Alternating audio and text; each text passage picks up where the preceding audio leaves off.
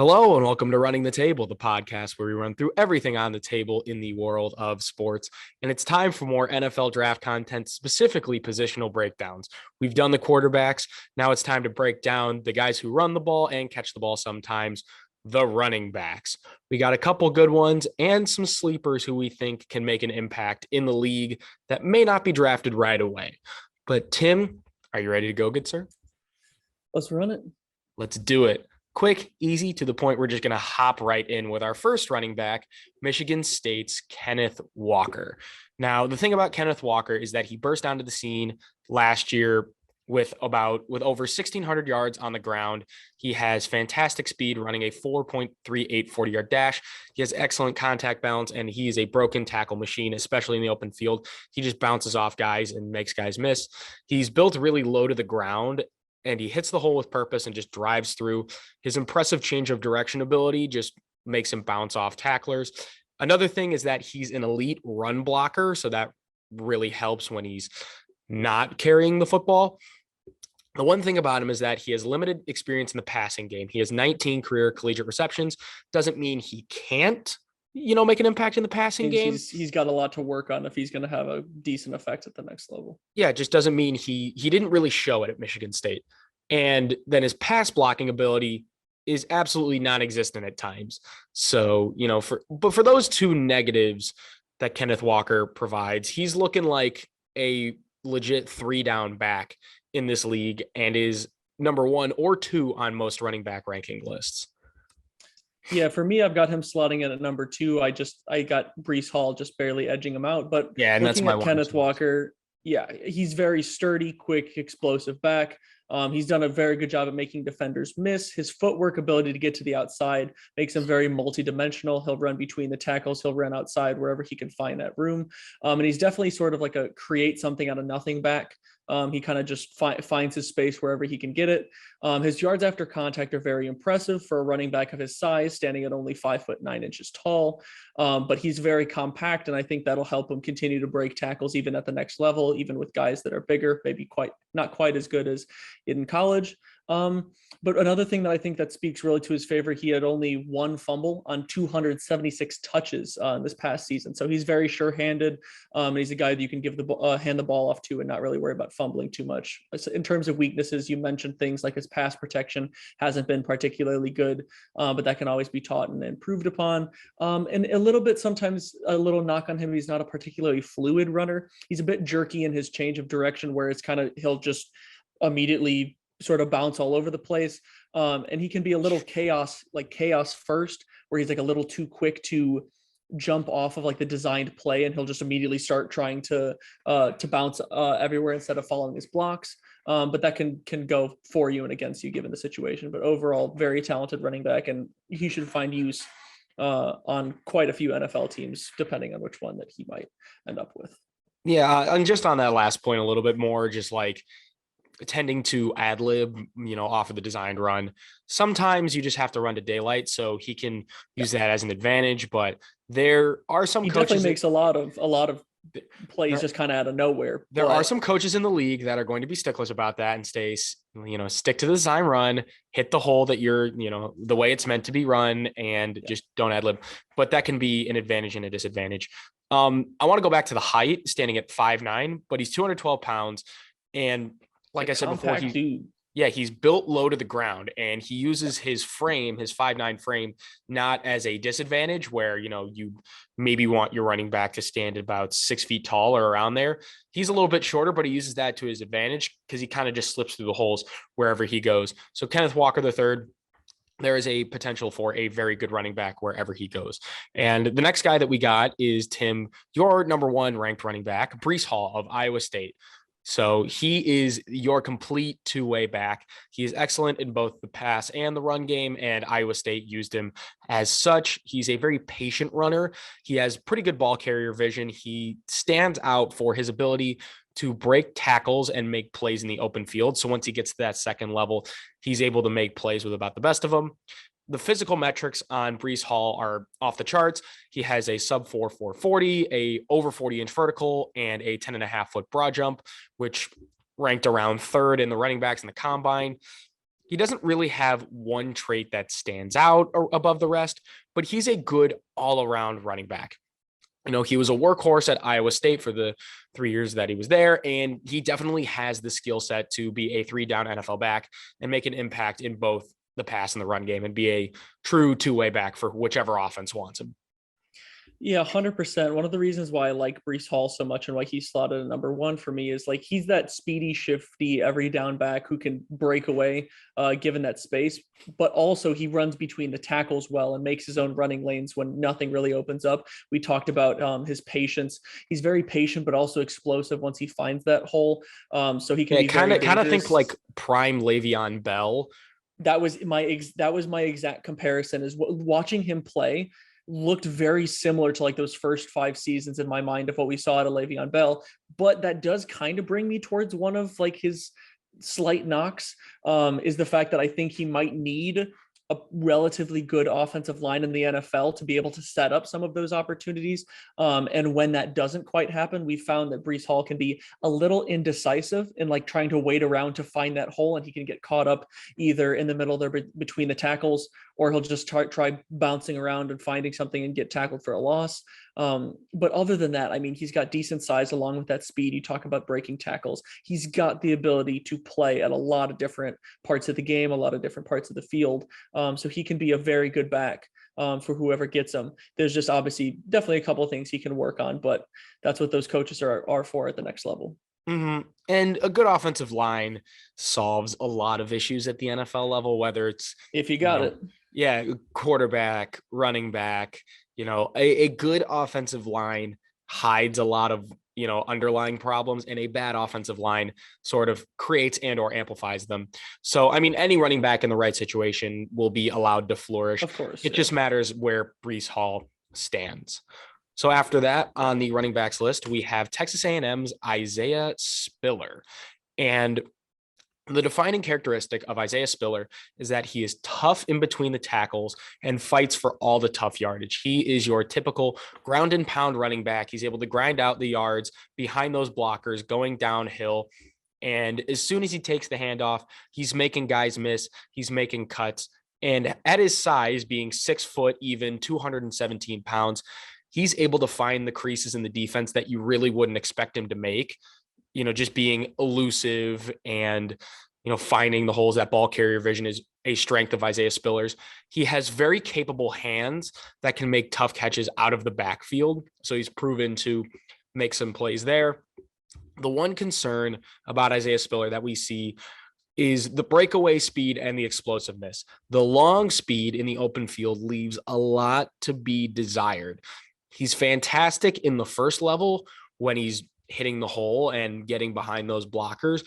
But once he gets into the open field, then you start the speed, is it really there? Is it not? So, but Isaiah Spiller is your typical workhorse back, is what I see from him.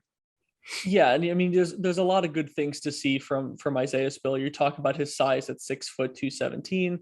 He has a decent amount of speed, rather than essentially that breakaway is where he kind of falls short. But he's able to get to that second level a lot, especially based from his elusiveness. And I think his footwork definitely helps with that. He does very well around the line, trying to create those spaces. And one of the things you talked about, his ball carrier vision. His ball carrier vision is very elite, and helps him find those spaces. Now, if you're able to work on, I mean, it's kind of hard to work on speed, but I mean, you can obviously work on technique getting out there. But one of the knocks that I think I have on him would be some of that pass protection. If you're able to get better in the pass protection game, then maybe he'll be able to try to slot in as a more like multi-down back. But I feel like at most, I think right now at his current level, he might be only like a situational certain down back whenever they feel like they have a good package for him. But I think he definitely has a good ceiling, and he has the ability to get a lot better. It's just whether or not he ends up in the right situation to really flourish at the next level.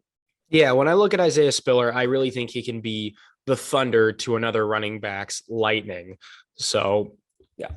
Now we take a look at sort of the rest of the field. The big three for us is Walker, Hall, and Spiller.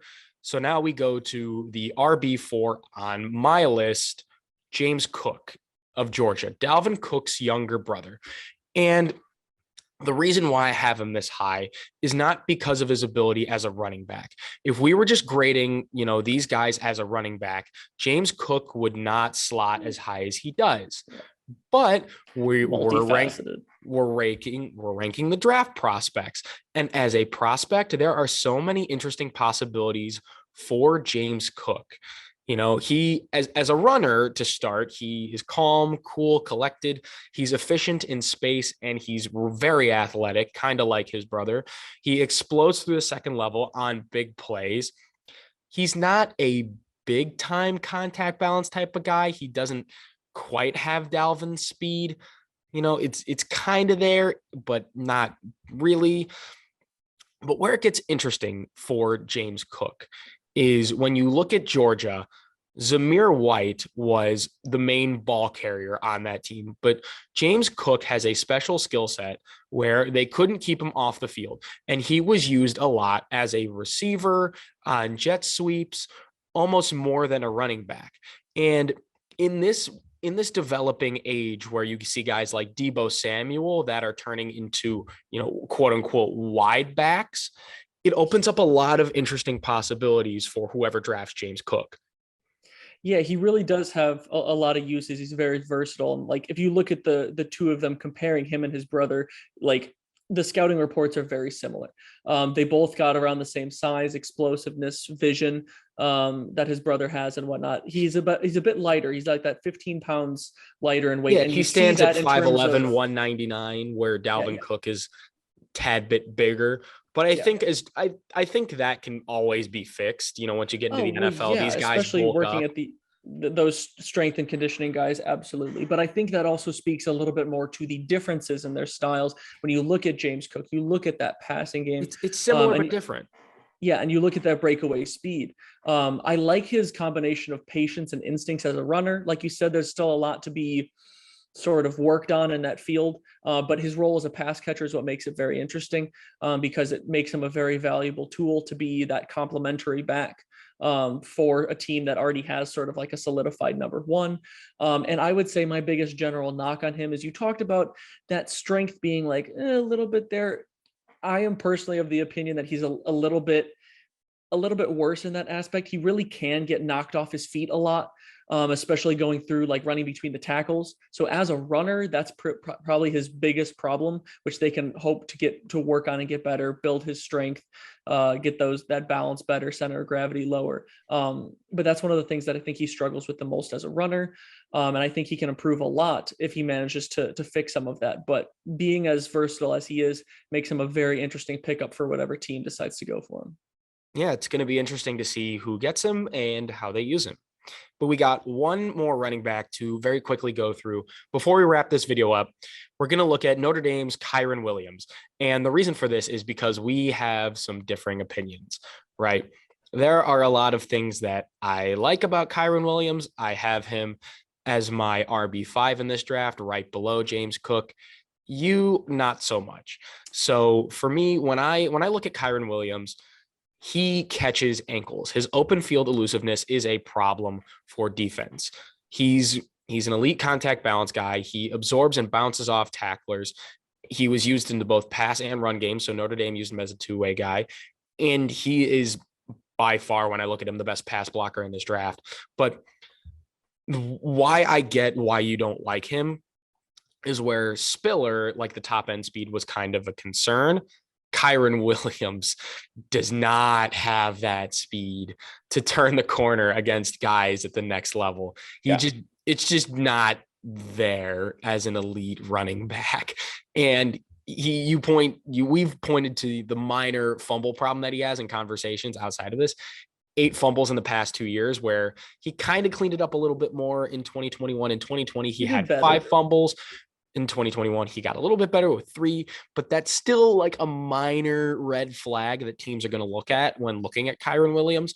So I can get why you don't like him, but I think he has a lot to offer in terms of a draft prospect. Yeah, and in terms of both positive and negatives, you kind of hit the nail on the head for both sides with what I had looking at him. He's definitely very elusive, works well laterally. You talk about being able to break some tackles, stay on his feet. But in terms of negatives, God, that was not a good performance out of that 4.65 40-yard dash. And I mean, it's kind of been shown in Yeah, game film it's as kind of well. like where he's running the 40. These guys are holding up the radar gun. You point it down and it reads slow. So Yeah, in terms of like, especially with the compared to the rest of the running backs, that's what I think that I worry yeah, about the where you most. got like a Kenneth Walker running a 4.38 and you got a Yeah, Breece you've Hall got running a like the top two, 4.4. yeah, top two guys that are running like just 4.4 and under. Like One of the even things. like even low 4.5 you can Oh, kind of get away yeah, with you can a work with that, but little four bit. six You can five work is with that. You can't work with 4.65. that's tough. And one of the things you mentioned as well, he has an unusual strength in the pass protection games. But most teams aren't really looking to draft a running back just purely for pass protection purposes. And the And main here's the thing. thing. He doesn't like you bring up pass protection, right? Mhm. So people think, why doesn't he become a fullback? He is just not big enough to become a No, fullback. no, He no, is no, no, no, 5'9", 194 pounds. He is no. not Yeah, a not at fullback in all. the Not NFL. even close. Not even Um, close. But see, the more of the big like package, big picture thing of why I am not a fan of Kyren Williams is the combination of speed and explosiveness, and that just not really being there. He doesn't have a whole lot in terms of he's not a speed back. He's not really a power guy. You see the fact that he's able to break some tackles, but he's now not a power back in terms of I'm going to meet you in Mhm. the gap and then break some tackles. If you let him get into the open field, he can find ways to shake him off. We talked about the fumble issue, but the thing that I worry about the most is like, yeah, 8 fumbles over the past 2 years. You can work on that. You get better and whatnot. The thing that I worry about with that is 8 fumbles over 2 years in college is one thing, but when you face the harder hitting bigger guys in the NFL and guys that I look towards, like specifically if he were to somehow match up against the Colts and Darius Leonard and guys who focus on going purely for forcing fumbles. It's like I see that becoming even more of a glaring issue than you're like the little red flag. So that's just I think there's enough weaknesses that he's going to get passed up by a couple of these guys in this draft in terms of uh like overall ceiling, I would say. And of course, that's just kind of my personal opinion, but it'll be interesting to see where he falls. He definitely has the ability to be a specific rollback for a team. It's just whether or not that's going to be a significant role or not. Yeah, who knows? We could be hitting the nail on the head in terms of Kyren Williams and all these backs in general, or we be, completely whiffing and these Could guys be could turn somebody that pops into up out of nowhere and shocks a us Hall all. of Fame runner, or maybe it could be somebody that we don't even mention. But that'll do it for our running back breakdown. We did the quarterbacks. We had an early mock draft. We will be coming at you with a last minute mock draft right before the draft. Stick around. Wide receiver breakdown is next. Like and subscribe for more running the table content. And until next time, we out. Peace.